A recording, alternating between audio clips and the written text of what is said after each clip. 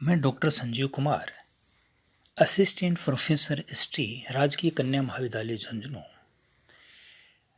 प्रिय विद्यार्थियों, B for third के अंदर विश्व इतिहास की बुक के अंदर एक चैप्टर है प्रथम विश्व युद्ध। आज हम इस पर विस्तार से चर्चा करेंगे।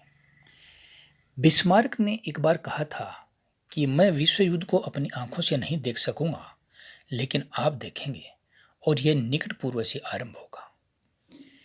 बिस्मार्क की यह भविष्यवाणी सही भी हुई और 1914 के अंदर हमने एक ऐसे भयानक युद्ध को देखा कि ऐसा युद्ध पहले विश्व में कभी नहीं हुआ। इस युद्ध के अंदर विश्व के लगभग 30-32 राष्ट्र ऐसे थे जो प्रत्यक्ष या अप्रत्यक्ष रूप से इसमें शामिल थे। जब इतने बड़े युद्ध होते हैं तो उनके पीछे कोई एक कारण नहीं होता, अनेक कारण होते हैं और उन कारणों का हम एक एक करके अध्ययन करते हैं। इसमें पहला महत्वपूर्ण कारण है विश्व का दो गुटों में निर्माण। विश्व युद्ध से पहले, बहुत पहले, यानी 1882 के अंदर एक गुट का निर्माण हो चुका था जिसको हम बोलते हैं ट्रिपल अलायंस या त्रिराष्ट्रीय संगठन, जिसमें जर्मनी, इटली और ऑस्ट्रिया शामिल थे। प्रारंभिक रूप से यही शामिल थे। दूसरा जो गुट था उसको हम त्रिराष्ट्रीय मैत्री या उसको ट्रिपल एतांत कहते हैं, जो पूर्ण रूप से 1907 के अंदर बनकर तैयार हुआ और उसमें मोटे रूप से फ्रांस, इंग्लैंड और रूस उसमें शामिल थे और फिर बाद में और भी शक्तियां इसमें शामिल हो गई। लेकिन यहाँ कहना एक बड़ी बात होगी कि ये दो गुट तो थे ही थे, लेकिन इनमें ऐसे राष्ट्र भी थे जो गुप्त रूप से बहुत से अन्य राष्ट्रों के साथ भी संधियां कर रखी थी। जैसे जर्मनी ने ऑस्ट्रिया से छिपकर और रूस के साथ री इंश्योरेंस संधि कर रखी थी, जिसका ऑस्ट्रिया जो उसका प्रमित्र था उसको पता ही नहीं था। इसलिए विश्व के अंदर इस तरह का एक वातावरण बन गया जिसके लिए हम कह सकते हैं कि कौन किसका मित्र है, कौन किसका शत्रु है, इस चीज का पता ही नहीं चल रहा। कहने का मतलब विश्व में तनावपूर्ण स्थिति थी। दूसरा कारण राष्ट्रीयता की भावना।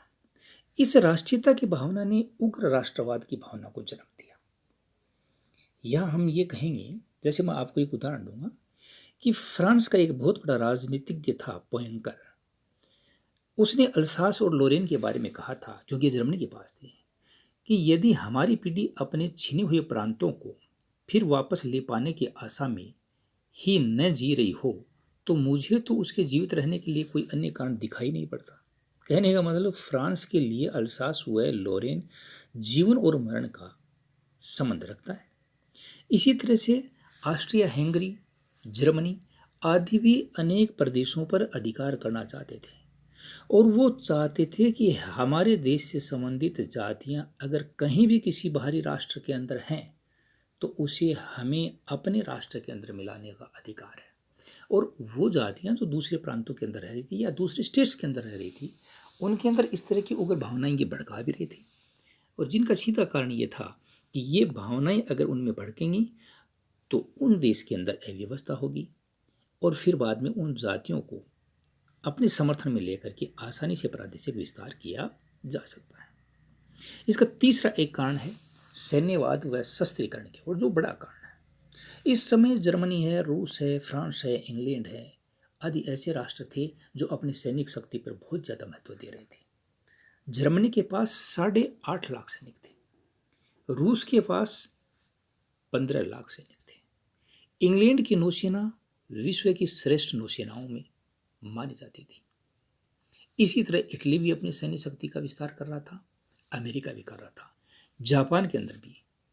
अब जब ये सैनिक शक्तियां इतनी मजबूत कर रहे हैं ये राष्ट्र, तो ये कहीं ना कहीं इनको काम मिलेंगे और काम में तब लेंगे जब इनकी महत्वाकांक्षाएं, और महत्वाकांक्षाएं इनकी इतनी थी कि इन महत्वाकांक्षाओं की पूर्ति के लिए ये एक दूसरे को संदेह के तरह से देखते थे या दूसरे राष्ट्र से कुछ न कुछ प्राप्त करने के लिए कोशिश करते थे, चाहे प्रत्यक्ष रूप से करें या अप्रत्यक्ष रूप से। तो शस्त्रीकरण व सैनिकवाद ने इस कदर राष्ट्रों के बीच माहौल पैदा कर दिया कि युद्ध कभी भी शुरू हो सकता था और उसके अंदर इन सेनाओं का प्रयोग व इस्तेमाल करने के लिए ये राष्ट्र तैयार थे। साम्राज्य व आर्थिक प्रतिद्वंदता ये एक अन्य कारण था। साम्राज्यवाद व आर्थिक प्रतिद्वंदता इसलिए कारण है क्योंकि एशिया व अफ्रीका महाद्वीप के जो देश थे, यूरोपीय शक्तियों ने जिस बंदरगांठ के तहत आपस में बांटकर या जबरदस्ती अधिकार कर उसको अपने अधिकार में कर लिया और अपने उपनिवेश बना लिए। ये जो देश थे अपने उद्योग धंधों में जो उत्पादन हो रहा था उस माल को यहाँ पर खपाना चाहते थे और यहाँ से कच्चा माल लाकर अपने उद्योग धंधों को आबाद करना चाहते थे। ये धनी राष्ट्र थे, इस व्यापार वाणिज्य में अधिक से अधिक लाभ कमाना चाह रहे थे। जो देश आगे निकल चुके जिसमें फ्रांस है, इंग्लैंड है, स्पेन है, पुर्तगाल है, लेकिन कुछ देश ऐसे थे जिसमें इटली व जर्मनी, रशिया आदि शामिल नहीं हुए थे, अब ये भी चाह रहे थे।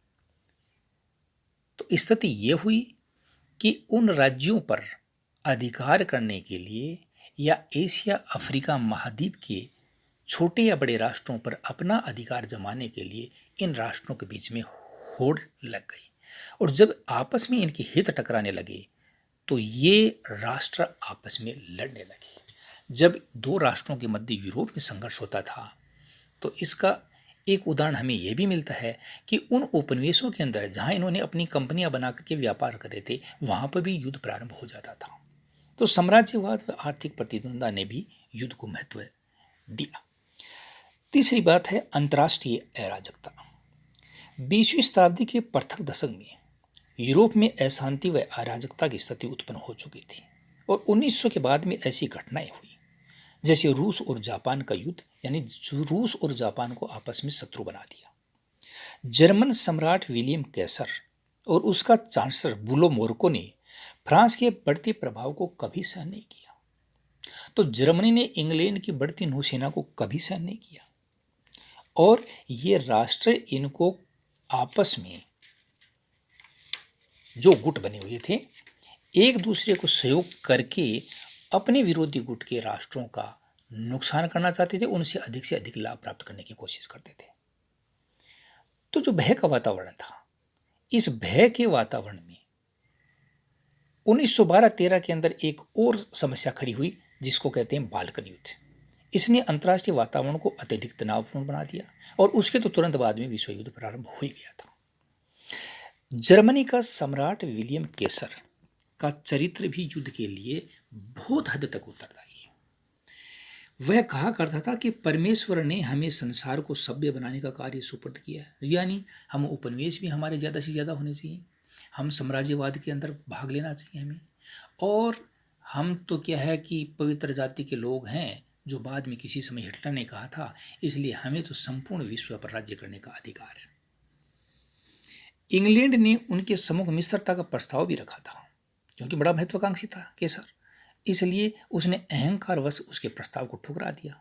उसने कई बार कहा था कि हमारा भविष्य समुद्र पर निर्भर है, क्योंकि वो इंग्लैंड की नौसैनिक शक्ति को सहन नहीं कर सकता था, और कहता था कि मैं उस समय तक चैन नहीं लूंगा जब तक कि मेरी जल सेना थल सेना के समान किसी भी राष्ट्र की शक्तिशाली सेना नहीं हो, यानी मैं सबसे शक्तिशाली हूं।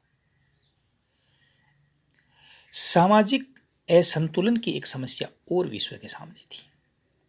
जब मनुष्य में स्वार्थ और संकुचित हित की भावना उत्पन्न होने लगती है तो उसमें सद्भावना और प्रेम का अभाव होने लगता है, और इसी संकुचित भावना ने राष्ट्रों के बीच में गैप पैदा कर दी। यहां यह होना चाहिए कि जैसे थोड़ी देर पहले हम बात कर रहे थे कि जर्मन कह रहा था कि मैं श्रेष्ठ हूं, लेकिन दूसरे देश के लोगों को वह अपने से हीन समझता था।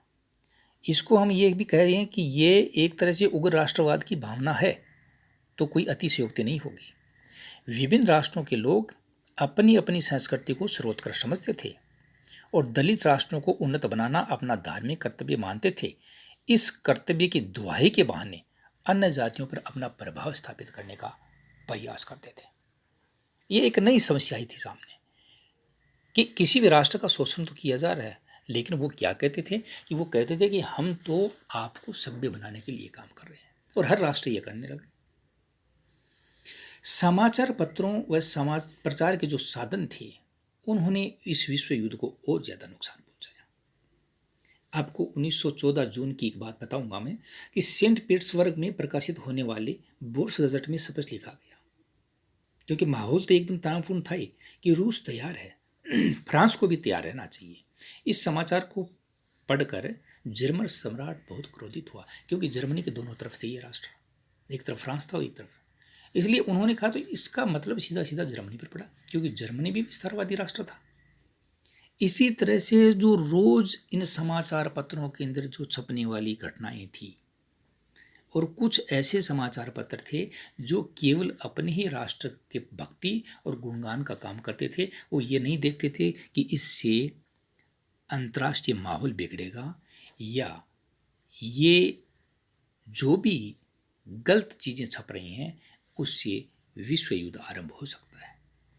किसी भी समाचार पत्र ने इस तरफ ध्यान नहीं दिया कि यह भयंकर जो त्रासदी आने वाली है इसमें तुम महत्वपूर्ण भूमिका निभा रहे हो, इसलिए सामाजिक समरसता का कार्य आपको करना चाहिए, जो समाचार पत्रों ने नहीं किया। अंतर्राष्ट्रीय संस्था का अभाव ये एक बड़ा कारण है। विश्व के अंदर अभी तक कोई ऐसी बड़ी संस्था नहीं थी जिसके द्वारा इस विश्व युद्ध जो होने वाला था उस पर अंकुश लगाया जाए।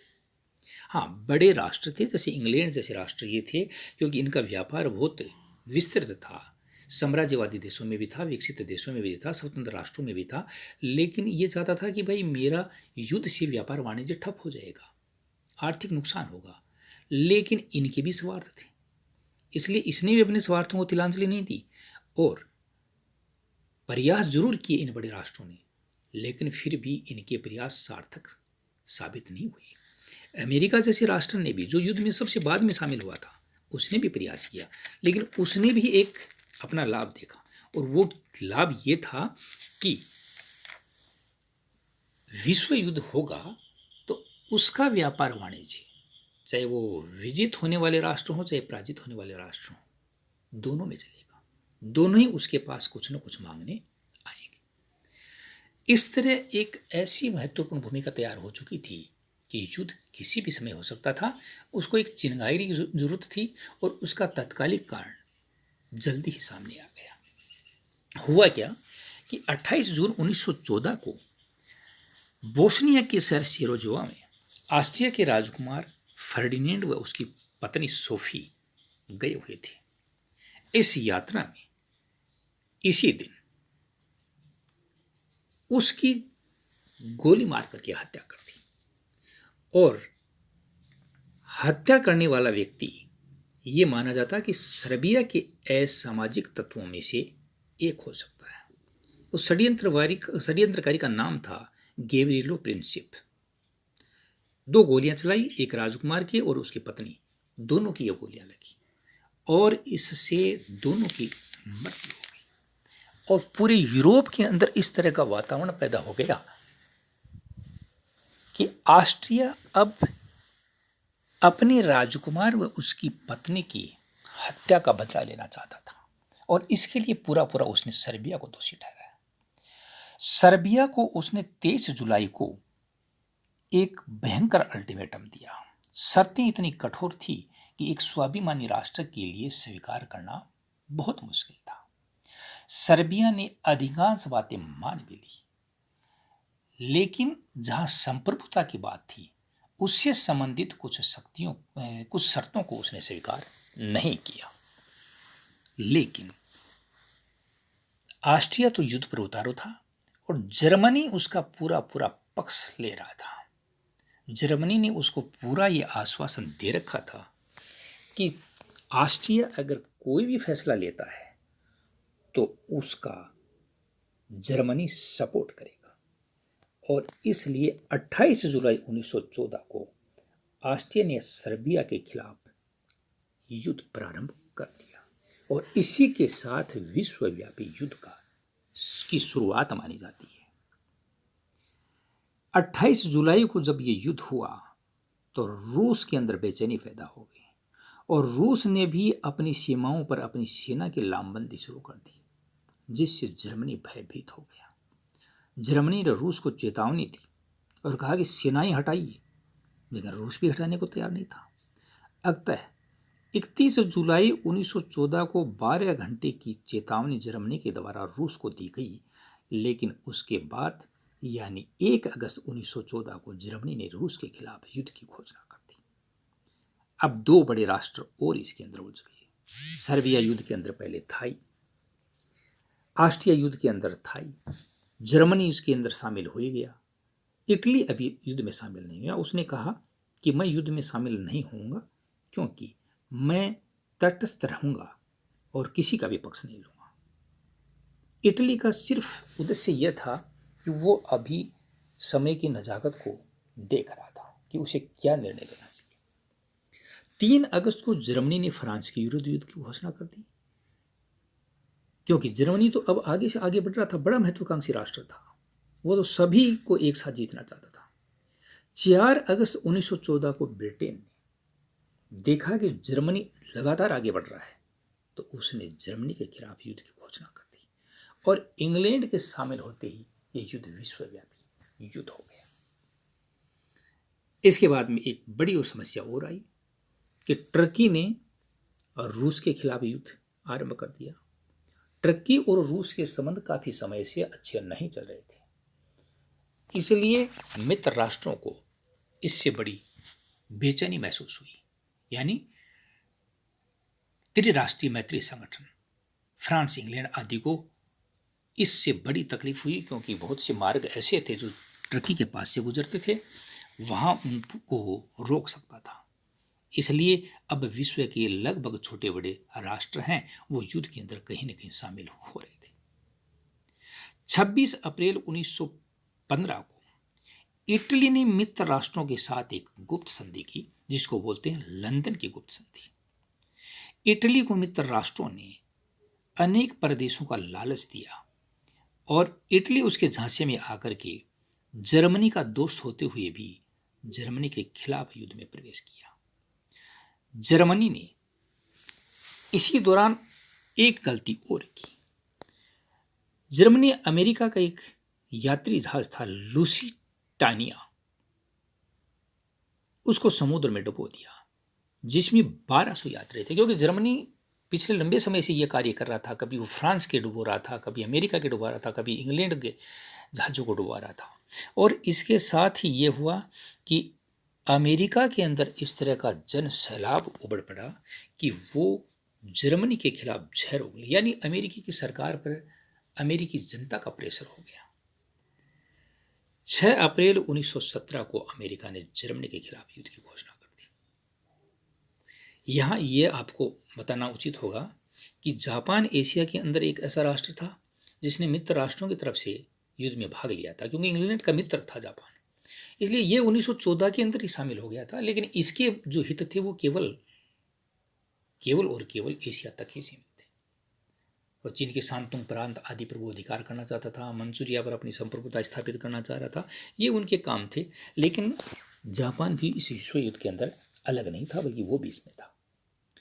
3 नवंबर 1918 को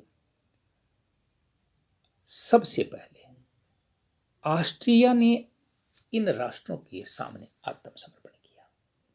9 नवंबर को जर्मन सम्राट विलियम केसर सेकंड ने भी सिंहासन त्याग दिया, क्योंकि इस समय तक आते थे, यानी 18 तक आते थे, और अमेरिका के युद्ध में शामिल होते ही मित्र राष्ट्रों की यानी ट्रिपल एतांत की शक्ति बढ़ चुकी थी। और इस बढ़ी हुई शक्ति की वजह से एक अमेरिका के युद्ध में प्रवेश करते ही नया जोश उत्पन्न हो गया और जर्मनी आदि राष्ट्र अब हारने शुरू हो गए। टर्की हार गया, जर्मनी हार गया, ऑस्ट्रिया हार गया। 11 नवंबर 1918 के दिन जर्मनी युद्ध विराम संधि पर हस्ताक्षर किए। जर्मनी ने युद्ध विराम संधि पर, और इसी के साथ प्रथम विश्व युद्ध है वो समाप्त हो गया। प्रथम विश्व युद्ध 4 वर्ष 3 माह और 11 दिन तक चला। इस युद्ध में 30 राष्ट्रों के 6 करोड़ 50 लाख सैनिकों ने भाग लिया और इन राष्ट्रों के लगभग 40 1000 मिलियन पाउंड लगभग इस युद्ध में खर्च हुई।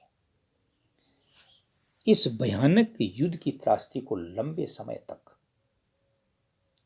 विश्व के ये देश झेलते रहे। युद्ध तो समाप्त हो गया, लेकिन इस विश्व युद्ध के परिणाम बड़े भयानक निकले। तो हम यहाँ अब महायुद्ध के परिणाम थे, उनका एक एक करके अध्ययन करते हैं। पहला इसका परिणाम निकला कि विश्व के जो महत्वपूर्ण निरंकुश राजतंत्र थे उनका विनाश हो गया, और विनाश होने वाले तुर्की का उस्मानिया वंश, ऑस्ट्रिया का हैब्सबर्ग, जर्मनी का होहेनजोलन वंश और रूस का रोमनोव वंश, ये 4 बड़े राजवंश थे, समाप्त हो गए। रूस के अंदर 1917 की क्रांति हो गई, साम्यवाद की स्थापना हो गई, और बाकी इन राष्ट्रों के अंदर लोकतंत्र स्थापित हो गया। इसलिए प्रथम विश्व युद्ध ने सबसे ज्यादा राजतंत्र को आघात पहुंचाया। दूसरा कारण है, परिणाम है इसका, कि लघु राज्यों का उदय है। यूरोप का नक्शा प्रथम विश्व युद्ध के बाद में बदल चुका था। राष्ट्रों की सीमाएं नए सिरे से बनाई गई, बहुत से देश नए बने, और जो ये देश बनाए थे यही फिर बाद में ये परिणाम ही द्वितीय विश्व युद्ध का कारण बना था। जो पराजित राष्ट्र थे उनकी सीमाओं का सीमांकन विजित राष्ट्रों के द्वारा किया गया अपने स्वार्थ के हिसाब से। बहुत सी जातियां हैं, उनको एक राष्ट्र से उठा करके दूसरे राष्ट्र में मिला दिया गया। इसलिए अनेक राष्ट्रों का उदय हुआ। तीसरा परिणाम इसका ये निकला कि लोकतंत्र का विकास हुआ। थोड़ी देर पहले हमने चर्चा की कि जैसे राजवंशों का समाप्त हुआ तो बहुत से देशों के अंदर लोकतंत्र की स्थापना हुई। अब जनता के द्वारा चुनी हुई सरकारों की स्थापना होने लगी। प्रत्येक राष्ट्र जहां पर इस तरह के निरंकुश शासन थे, वहां की जनता अब अपने राजाओं के खिलाफ होकर के और लोकतांत्रिक तरीके से सरकारों का चुनाव करने लगी। चौथा परिणाम है इसका सशस्त्रीकरण की ओर। प्रथम विश्व युद्ध के अंदर बहुत से देशों ने यह महसूस किया कि उनकी हार इसलिए हुई क्योंकि उनकी सैनिक शक्ति कमजोर थी, उनके पास शस्त्रों की कमी थी। इसलिए शस्त्रीकरण की होड़ भी हुई और अस्त्र शस्त्रों का निर्माण भी बड़ी मात्रा में किया गया। प्रथम विश्व युद्ध ने से किसी भी राष्ट्र ने सबक नहीं लिया, बल्कि अपने अपमान का बदला लेने के लिए ज्यादा से ज्यादा अस्त्र शस्त्र और आधुनिक अस्त्र शस्त्रों का निर्माण करने की सोचने लगे। साम्यवादी शासन तंत्र का उदय हुआ।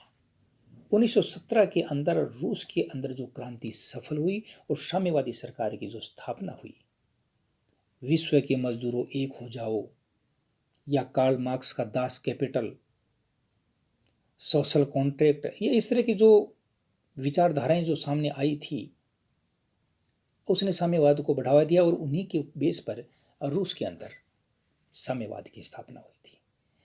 अब विश्व के बहुत से ऐसे देश थे जिसके अंदर इस तरह के यानी साम्यवादी दल बनने लगे और विश्व के अंदर साम्यवाद की स्थापना होने लगी। यानी दो विचारधाराएं भी अब विश्व के सामने आने लगी, एक पूंजीवादी विचारधारा और दूसरी साम्यवादी विचारधारा। साम्राज्यवाद को प्रोत्साहन मिला। जर्मनी, इटली आदि ने महसूस किया, जापान आदि ने महसूस किया कि जो शक्तियां साम्राज्यवादी थी, जिनके उपनिवेश थे, वो अपने व्यापार वाणिज्य के द्वारा इतना धन कमा रहे थे कि उन्होंने जो युद्ध लड़ा उनका सारा का सारा पैसा वहीं से निकाल लिया उसने। बहुत से देश ऐसे भी थे जिसने युद्ध कर लगा करके अपने उपनिवेशों से पैसा इकट्ठा किया था। इसलिए साम्राज्यवादी शक्तियों को प्रोत्साहन मिला और प्रथम विश्व युद्ध के बाद में इटली, जर्मनी आदि ने अनेक देशों पर आक्रमण करके, अनेक राज्यों पर जैसे अफ्रीका महाद्वीप आदि में आक्रमण करके, जैसे इटली ने इथोपिया पर आक्रमण किया था, और अपनी साम्राज्यवादी महत्वाकांक्षाओं को बढ़ाने के लिए, अपने साम्राज्यवादी भूख को शांत करने के लिए अनेक उपनिवेश बनाने की कोशिश की। तो इस चीज को बढ़ावा मिला। इस साम्राज्यवाद ने, इस विश्व युद्ध ने आर्थिक हानि बहुत ज़्यादा पहुंचाई। थोड़ी देर पहले हमने चर्चा की थी कि इस विश्व युद्ध से लगभग 40,000 मिलियन पाउंड रुपए जो खर्च हुए थे उसकी भरपाई करना बहुत ज़्यादा मुश्किल था। अगर ये पैसा जन कल्याण के लिए लगाया जाता, मानवता के कल्याण के लिए लगाया जाता, तो उस पैसे से बहुत कुछ प्रगति की जा सकती थी, आर्थिक विकास किया जा सकता था। प्रत्येक देश कर्जदार हो गया। इंग्लैंड जैसे राष्ट्र जिसका पूरे विश्व में व्यापार वाणिज्य था, कर्जदार बन गए। अमेरिका, इंग्लैंड, फ्रांस, ये महत्वपूर्ण जो शक्तियां थी, 1929 के अंदर जब विश्वव्यापी आर्थिक मंदी आई, तब सारी की सारी इनकी अर्थव्यवस्था है वो धराशायी हो गई। कुछ देश ऐसे थे जिनका जो खजाना था वो सारा का सारा खत्म हो गया, और जब सारा खजाना खत्म हो गया तो व्यापार वाणिज्य के लिए न तो उनके पास पैसा था और न मानवता के कल्याण के लिए। जिन्होंने बहुत ज़्यादा नुकसान उठाया था देशों ने, सब कुछ नष्ट हो गया था, उनको अब अपने पुनर्निर्माण के लिए पैसे की जरूरत थी, लेकिन उनके पास पैसा नहीं था। अंतर्राष्ट्रीय व्यापार को हानि पहुंची और मुद्रास्फीति। अंतर्राष्ट्रीय व्यापार को इसलिए हानि पहुंची कि युद्ध के काल में जितने उद्योग धंधों से जो माल उत्पादन हो रहा था और माल की बहुत ज़्यादा खपत भी हो रही थी, लेकिन युद्ध के बाद इन देशों की क्रय शक्ति बहुत ज़्यादा कमज़ोर हो गई। अधिकांश देश ऋण के जंजाल में फंसे हुए थे। उन्होंने अपनी जो किस्तें चुकाई तो उससे उस देश के अंदर मुद्रा की कमी हो गई। बहुत से देशों ने इस मुद्रा की कमी को पूर्ति के लिए अनावश्यक मुद्रा छाप दी। जो ही मार्केट के अंदर ये अनावश्यक मुद्रा आई तो मुद्रा का अवमूल्यन हो गया, यानी मुद्रा का मूल्य है वो गिर गया, और जब मुद्रा का मूल्य गिर गया तो मुद्रास्फीति की स्थिति पैदा हो गई। तो इससे अंतर्राष्ट्रीय व्यापार को भी हानि हुई, और क्योंकि आर्थिक मंदी के अंदर हम देखते हैं कि विश्व का अधिकांश सोना इंग्लैंड के पास था या अमेरिका के पास था। जब इंग्लैंड और अमेरिका के पास सोना हो गया, सोने के द्वारा ही व्यापार हो सकता था। इसलिए फिर बाद में बहुत से देशों ने अपनी स्वर्णमान की इस नीति को त्यागा और अपनी स्वयं की मुद्रा को उसमें चलाया था, लेकिन मुद्रास्फीति की स्थिति भी पैदा हो गई और व्यापार वाणिज्य को बहुत ज़्यादा नुकसान हुआ। इसके सामाजिक परिणाम भी भयंकर निकले। लगभग 1,30,00,000 सैनिक इस युद्ध में मारे गए थे, और बहुत से ऐसे आम नागरिक मारे गए, जैसे बम से मारे गए हों, हमले से मारे गए हों। उनका अनुमान लगाएं तो ये संख्या और भी ज्यादा हो सकती है, कई करोड़ में हो सकती है। दूसरी समस्या इसमें आई अल्पसंख्यकों की समस्या।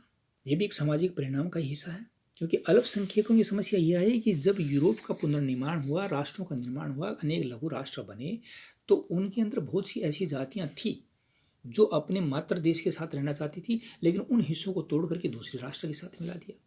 वहां पर वो अल्पसंख्यक हो गए, और वो अपने मूल देश में वापस मिलने के लिए लगातार संघर्ष कर रहे थे, क्योंकि उन्हें अपने को उस दूसरे देश में भय लग रहा था, इसलिए वो अपने मूल देश के साथ मिलना चाहते थे। तो इसलिए अल्पसंख्यक की एक समस्या, जिसको समस्या तो नहीं कहेंगे, लेकिन वो अच्छी चीज़ है कि स्त्रियों के लिए स्थिति में परिवर्तन आया। हमने एक उदाहरण दिया कि 1,30,00,000 सैनिक मारे गए, बहुत से ऐसे भी युद्ध से जुड़े हुए पुरुष मारे गए। तो कहने का मतलब पुरुषों की संख्या कम हो गई, स्त्रियों की संख्या ज़्यादा थी। देश के निर्माण के लिए अब स्त्रियों को आगे निकलना पड़ा। 30 वर्ष के करीब उम्र की जो लड़कियां थी जो बाहर निकली, और अनेक पुरुषोचित काम किए उसने। उद्योग धंधों के अंदर उसने काम किया, सैनिक अस्पतालों के अंदर उसने काम किया, या सैनिक सामान तैयार होता था वहाँ पर उन्होंने काम किया। तो कहने का मतलब जहाँ काम पहले पुरुष ही करते थे वहाँ स्त्रियों को करना पड़ा। जब वो बाहर निकली, उसकी एजुकेशन बढ़ी और उनको एक ऐसा माहौल मिला, खुलापन मिला, जिससे उनकी सामाजिक स्थिति मजबूत हुई, उसमें शैक्षिक दृष्टि से वो मजबूत हुई, और पुरुष और स्त्री के बीच जो भेद था वो भी समाप्त हुआ। यहाँ तक कि स्त्रियों को मतदान में भी अधिकार मिला, राजनीति में भी अधिकार मिला। तो स्त्रियों के दृष्टिकोण से ये एक सार्थक परिणाम निकला। श्रमिकों की स्थिति बड़ी खराब हुई क्योंकि विश्व युद्ध के बाद में अनेक उद्योग धंधे ठप हो गए। विशेष करके सैनिक साजो सामान जो बनाने वाले थे, अस्त्र शस्त्र बनाने वाले थे, वो तो एकदम ही बंद हो गए क्योंकि युद्ध के बाद में तुरंत किसी ने इस पर ध्यान नहीं दिया था। वो सारे श्रमिक बेकार हो गए। उनकी हालत पहले ही खराब थी और अब उनके हाथ में क्रय शक्ति थी नहीं, इसलिए उनको गंदे वातावरण में रहना पड़ा, आर्थिक समस्याओं को सामना करना पड़ा, भरपेट भोजन नहीं मिलता था, इसलिए उनकी प्रगति रुकी। एक परिणाम यह भी निकला कि वैज्ञानिक प्रगति को प्रोत्साहन मिला। देखिए, विश्व युद्ध के अंदर बहुत से टैंक बने, हवाई जहाज बने, पनडुब्बियां बनी, ये नए नए आविष्कार थे। अनेक अस्त्र शस्त्रों से संबंधित उद्योग धंधे स्थापित हुए, अनेक मशीनरियों का आविष्कार हुआ। युद्ध के बाद भी अनेक उद्योग धंधे स्थापित हुए। जब इस तरह के वैज्ञानिक दृष्टिकोण पैदा होता है तो इससे ये फायदा हुआ कि मशीन की तरफ यानी विज्ञान की प्रगति की तरफ। एक उदाहरण हम ये भी दे सकते हैं कि इस समय जो युद्ध के दौरान सैनिक घायल हुए थे, उनको जल्दी ठीक करने के लिए किस तरह की दवाएं होनी चाहिए, दवाओं पर एक्सपेरिमेंट किया गया, अच्छी दवाओं का निर्माण किया गया, तो इसका लाभ ये वैज्ञानिकों को मिला और नए जो आविष्कार थे ये भी विश्व युद्ध के परिणाम सार्थक सिद्ध हुए, विश्व के लिए अच्छे परिणाम भी निकले। हालांकि कहीं पर भयानक अस्त्रों का निर्माण हुआ तो वो मानवता के लिए खराब भी हुआ। और विश्व संस्था जिसके को हम राष्ट्र संघ कहते हैं, इसका निर्माण हुआ क्योंकि हमने जब कारण पढ़े थे तो उसके अंदर यह था कि कोई ऐसी विश्वव्यापी संस्था नहीं थी जो विश्व युद्ध को रोक सके। लेकिन अब विश्व के राष्ट्रों ने महसूस किया कि एक ऐसा संगठन होना चाहिए जो पूरे विश्व के देश उसके सदस्य हों और वो संगठन ये काम करे कि भविष्य के अंदर इस तरह की अशांति नहीं फैलने दे, राष्ट्रों के बीच में किसी भी तरह का विवाद हो तो उसको निपटाने का काम करे। तो राष्ट्र संघ जैसी संस्था की स्थापना हुई। तो ये थे विश्व युद्ध के परिणाम। तो इस तरह से ये हमारा चैप्टर है जिसके हमने कारण और परिणाम पढ़े। धन्यवाद।